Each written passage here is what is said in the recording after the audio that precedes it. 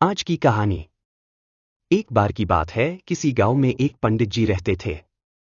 वैसे तो पंडित जी को वेदों और शास्त्रों का बहुत ज्ञान था, लेकिन वह बहुत गरीब थे।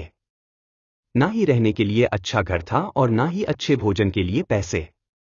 एक छोटी सी झोपड़ी थी, उसी में रहते थे और भिक्षा मांगकर जो मिल जाता उसी से अपना जीवन यापन करते थे। एक बार वह पास के किसी गांव में भिक्षा मांगने गए। उस समय उनके कपड़े बहुत गंदे थे और काफी जगह से फट भी गए थे। जब उन्होंने एक घर का दरवाजा खटखटाया तो सामने से एक व्यक्ति बाहर आया। उसने जब पंडित को फटे चिथड़े कपड़ों में देखा तो उसका मन घृणा से भर गया और उसने पंडित को धक्के मारकर घर से निकाल दिया। बोला, पता नहीं कहां से गंदा पागल चला आया है। पंडित जी दुखी मन से वापस चले आए।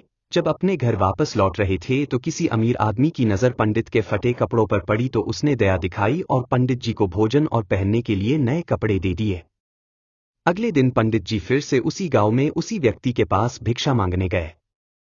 व्यक्ति ने नए कपड़ों में पंडित जी को देखा और हाथ जोड़कर पंडित जी को अंदर बुलाया और बड़े आदर के साथ थाली में बहुत सारे व्यंजन खाने को दिए। पंडित जी ने एक भी टुकड़ा अपने मुंह में नहीं डाला और सारा खाना धीरे धीरे अपने कपड़ों पर डालने लगे और बोलिया, लेखा और खा। व्यक्ति ये सब बड़े आश्चर्य से देख रहा था। आखिर उसने पूछ ही लिया कि पंडित जी आप यह क्या कर रहे हैं? सारा खाना अपने कपड़ों पर क्यों डाल रहे हैं?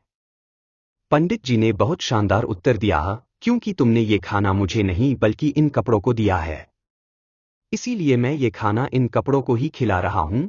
कल जब मैं गंदे कपड़ों में तुम्हारे घर आया तो तुमने धक्के मारकर घर से निकाल दिया और आज तुमने मुझे साफ और नए कपड़ों में देखकर अच्छा खाना पेश किया। असल में तुमने ये खाना मुझे नहीं, इन कपड़ों को ही दिया है। वह व्यक्ति यह सुनकर बहुत दुखी हुआ।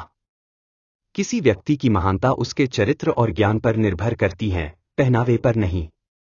अच्छे कपड़े और गहने पहनने से इंसान महान नहीं बनता, उसके लिए अच्छे कर्मों की जरूरत होती है।